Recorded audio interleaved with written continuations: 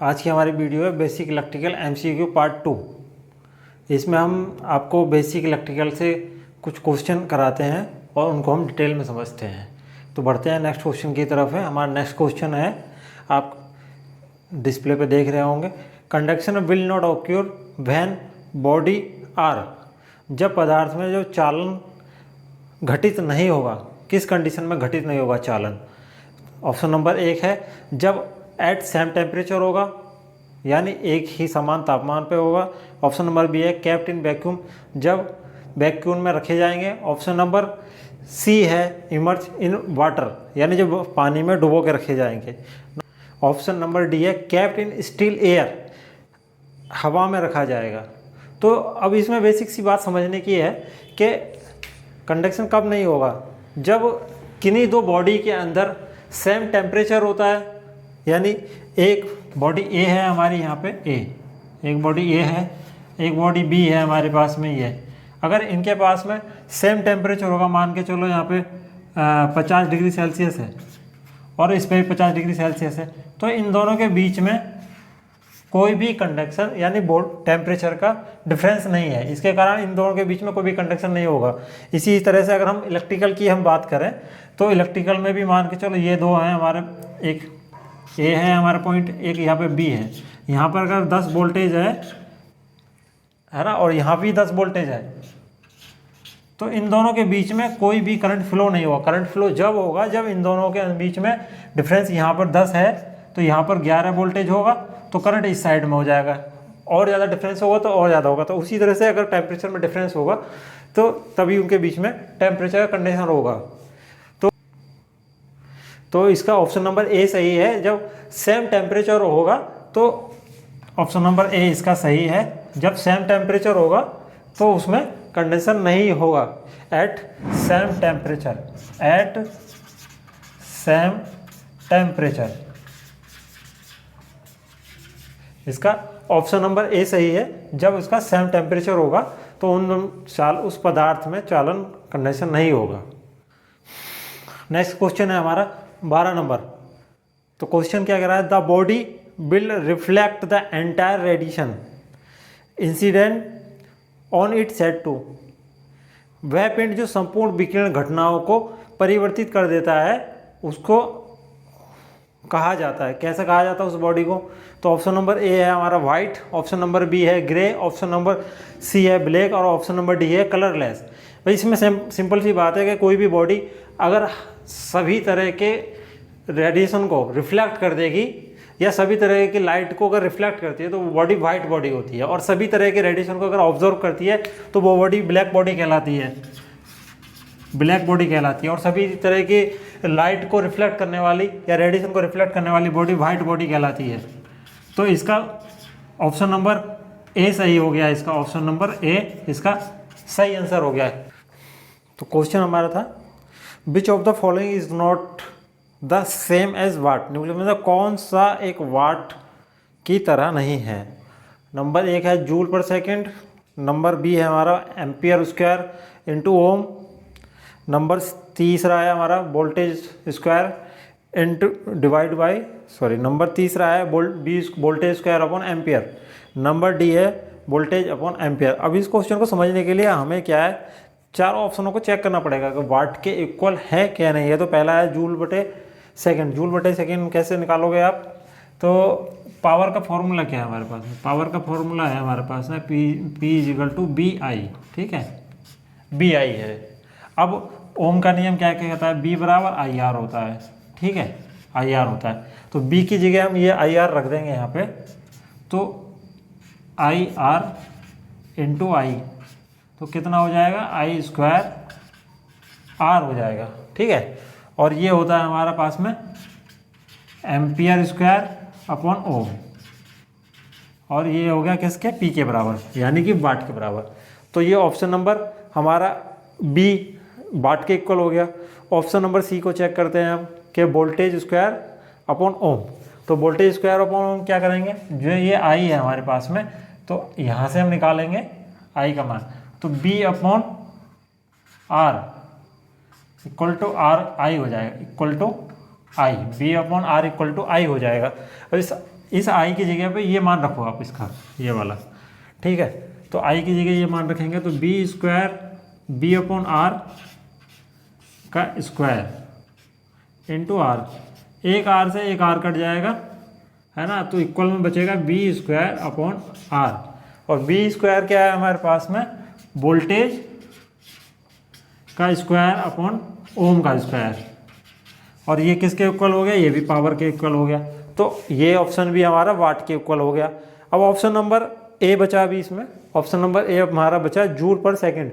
Joule पर second कैसे निकालेंगे, तो भाई ऊर्जा जो होती है हमारे पास में, एनर्जी होती है आई स्क्वायर आर टी, आई स्क्वायर आर टी होती है। और आई स्क्वायर आर हमारा क्या है, हमारे पास में पावर है, आई स्क्वायर आर है हमारे पास में पावर, तो ये इक्वल हो गया वाट के, ठीक है। तो ये हो गया पावर यानी वाट के हो गया, और ये टी है। अब टी को अगर हम इधर लेके जाएं तो एनर्जी, यानी इसको जूल कहते हैं, एनर्जी को हम जूल पढ़ेंगे, तो जूल है ये हमारे पास में जूल, तो जूल बटे टी मतलब टाइम मतलब second, equal to power, power हमारे वाट है, तो ये हो गया हमारे पास में, ये भी वाट के इक्वल हो गया, जूल पर सेकंड निकल के आया, तो ये भी हमारे पास में वाट के इक्वल हो गया। तो हमने देखा तीनों ऑप्शन हमारे वाट के इक्वल हो गए। तो ऑप्शन नंबर डी चेक कर लेते हैं। ऑप्शन नंबर डी हमारे पास में दिया है वोल्टेज, ऑप्शन नंबर डी दिया है वोल्टेज अपॉन एम्पियर, है ना, voltage upon ampere, voltage upon ampere दिया है, तो ये इक्वल होता है ओम के नियम से रेजिस्टेंस के, आर के इक्वल होता है। तो इसका ऑप्शन नंबर डी हमारा सही आंसर है, option number D voltage upon ampere, ये रेजिस्टेंस के इक्वल होता है, यानी ओम के इक्वल होता है, तो वाट के इक्वल नहीं होता है। तो नेक्स्ट क्वेश्चन है हमारा, ओम इज द यूनिट ऑफ, ओम किसकी इकाई है। ऑप्शन नंबर ए है हमारे पास में करंट की इकाई है, ऑप्शन नंबर बी है रेजिस्टेंस की इकाई है, ऑप्शन नंबर सी है वोल्टेज की इकाई है, option number D none of these है। तो ओम किसकी इकाई है, तो भाई ओम, तुमने ओम का नियम पढ़ा होगा, बी बराबर आई आर, ठीक है। तो ओम पूछा है, तो ओम निकालना है यहाँ से हम, तो वोल्टेज की इकाई है नहीं, करंट की एम्पियर है, वोल्टेज की वोल्ट है, वोल्टेज की वोल्ट है, करंट की एम्पियर है हमारे पास में, और रेजिस्टेंस की हमारे पास में ओम है, ठीक है। तो ओम इकाई किसकी है, रेजिस्टेंस की है, तो ऑप्शन नंबर इसमें बी सही है, ऑप्शन नंबर बी सही है, रेजिस्टेंस की इकाई, रेजिस्टेंस की इकाई है ओम, ठीक है। ऑप्शन नंबर इसका बी सही है। तीन मौलिक परिमाण क्या है, नंबर एक है हमारे पास में मास, लेंथ और टाइम, और नंबर बी हमारा ऑप्शन में है मोमेंटम, फोर्स और वॉल्यूम, नंबर तीसरा है मास, फोर्स और टाइम, नंबर चार है हमारा मास, प्रेशर और हाइट। तो इनमें तीन मौलिक परिणाम कौन से हैं भाई, ऑप्शन नंबर ए का है मास, लेंथ और टाइम, यही इसका राइट आंसर है। बाकी मोमेंटम, फोर्स और वॉल्यूम, और मास, फोर्स, टाइम, मास, प्रेशर, हाइट, तो बेसिक एलिमेंट जो है, बेसिक फंडामेंटल क्वांटिटी हमारी इसमें है मास, लेंथ और टाइम, ये तीनों ही बेसिक हैं, और बाकी मोमेंटम में भी, फोर्स में भी, ये सब जो है अलग अलग। तो इसका ऑप्शन नंबर ए सही है हमारे पास में, ऑप्शन नंबर ए इसका करेक्ट आंसर है आपका। नेक्स्ट क्वेश्चन है हमारा, 1 मेगा ओम इक्वल होता है, यानी 1 मेगा ओम किसके बराबर होता है। ऑप्शन नंबर ए है 10⁶ ओम के, ऑप्शन नंबर बी है 10⁻⁻⁶ ओम के, और ऑप्शन नंबर सी है 10⁻³ ओम के, ऑप्शन नंबर डी है 10⁸ ओम के, है ना, 10⁸ ओम के, ऑप्शन नंबर डी हमारा है 10⁸ ओम के। तो इनमें 1 मेगा ओम किसके बराबर होता है भाई, 10⁶ ओम, 10⁻⁻⁶ ओम, 10⁻³ ओम, 10⁸ ओम, तो 10⁻+6 ओम 1 मेगा ओम के बराबर होता है। तो ये 10⁶ ओम 1 मेगा ओम के बराबर होता है, तो इसमें ऑप्शन नंबर ए इसका सही आंसर है। और ऑप्शन, हाँ, नेक्स्ट क्वेश्चन है, if 10 resistance of 10 each ohm are connected in parallel the total resistance will be, यदि 10 ओम 10 प्रतिरोध के समानांतर में जुड़े हुए हैं तो कुल कितना प्रतिरोध होगा। ऑप्शन नंबर ए है हमारे पास 100 ओम से कम होगा, ऑप्शन नंबर बी है लेस देन, इसमें गलत लिखा हुआ है, ऑप्शन नंबर ए हमारा 100 ओम होना चाहिए यहाँ पे, और ऑप्शन नंबर बी 100 ओम से कम है, ऑप्शन नंबर सी है हमारे पास में 1 ओम है, या ऑप्शन नंबर डी है कोई नहीं है। तो अब इसमें हम बात करिए, इन्होंने 10 ओम है हमारे पास में और 10 के पैरेलल में कनेक्शन है, तो भाई ये 1 ओम है हमारे पास में, मान के चलो 10 ओम का एक रजिस्टेंस है हमारा, और इसी तरह से हमारे सब पैरेलल में 10 के 10 जुड़े हुए हैं, इसी तरह से पैरेलल में 10 के 10 रजिस्टेंस जुड़े हुए हैं ऐसे करके, ठीक है, पैरेलल में जुड़े हुए हैं, और टोटल रजिस्टेंस निकालना है, तो टोटल RT निकालना है कि RT इक्वल क्या है।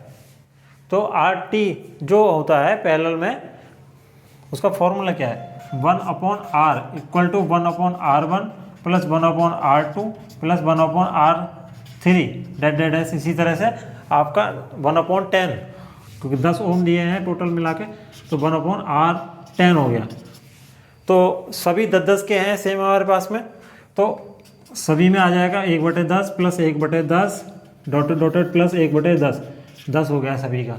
10 अगर हम एलसीएम ले लें यहाँ पे, तो 10 एलसीएम आ गया, और ऊपर आ जाएगा 1 प्लस 1 ऐसे करके सबका एलसीएम आ जाएगा, डॉटेड 10 बार हम करेंगे प्लस 1, तो टोटल ये 10 है ऊपर में, तो ये हो जाएगा हमारे पास में 10/10 इक्वल हो जाएगा 1/1, तो 1/R इक्वल टू हो जाएगा 1/1 equal to R equal to हो जाएगा 1 ओम।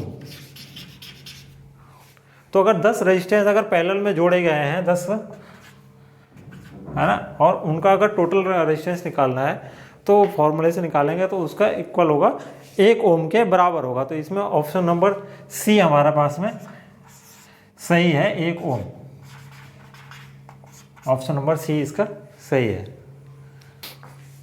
नेक्स्ट क्वेश्चन है हमारे पास में, द डिस्प्ले पे आप देख रहे हैं नेक्स्ट क्वेश्चन हमारा, the excessive neutral current is case Y,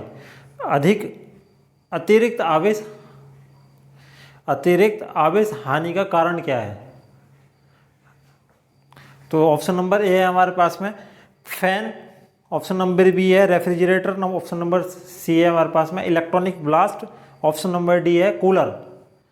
तो ऑप्शन नंबर इसका सही आंसर है option number C, electronics blast में अतिरिक्त आवेश हानि का कारण हो सकता है। तो ऑप्शन नंबर सी है इलेक्ट्रॉनिक्स ब्लास्ट है।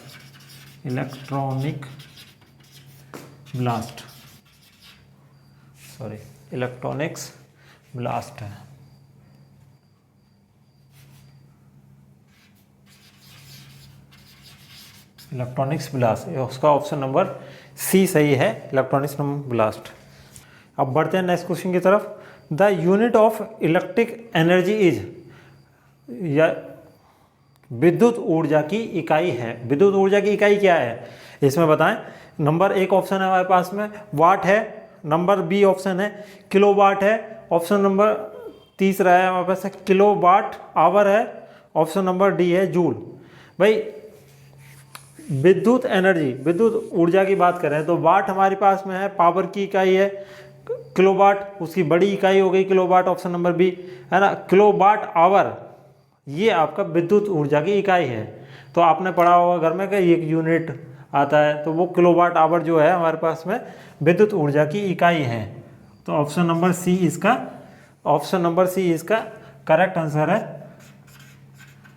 Kilowatt hour, option number C इसका करेक्ट आंसर है, विद्युत ऊर्जा की इकाई किलोवाट आवर है। नेक्स्ट क्वेश्चन है हमारे पास में, kelvin is the SI unit, kelvin की एसआई यूनिट क्या है, केल्विन किसकी एसआई यूनिट है, सॉरी केल्विन किसकी एसआई यूनिट है।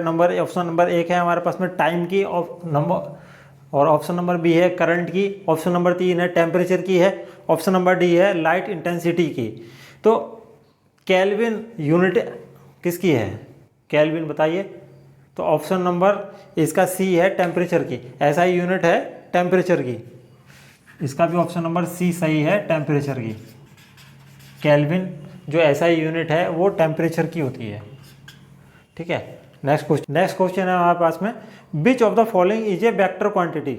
निम्नलिखित में से एक सदिश परिमाण क्या है। ऑप्शन नंबर ए है हमारे पास में वॉल्यूम, ऑप्शन नंबर बी है स्पीड, ऑप्शन नंबर सी है हमारे पास में डेंसिटी, ऑप्शन नंबर डी है हमारे पास में एक्सीलरेशन, त्वरण। यानी कि सदिश वेक्टर क्वांटिटी क्या होती है। वेक्टर क्वांटिटी वो होती है जिसमें दिशा और परिमाण दोनों होते हैं। अब हमारे पास में वॉल्यूम है, उसमें उसका एक वॉल्यूम एक एरिया तो है, तो ये भी नहीं है। स्पीड है, वो चल रही है लेकिन परिमाण नहीं है यहाँ पे। और ऑप्शन नंबर सी डेंसिटी, घनत्व भी है, तो इसका भी ये भी वेक्टर क्वांटिटी नहीं हुआ। तो ऑप्शन नंबर डी एक्सीलरेशन, त्वरण है। तो त्वरण में क्या है कि दिशा और परिमाण दोनों है, तो इसका ऑप्शन नंबर डी हमारे पास में सही हो गया। ऑप्शन नंबर डी त्वरण, ये वेक्टर क्वांटिटी है। ऑप्शन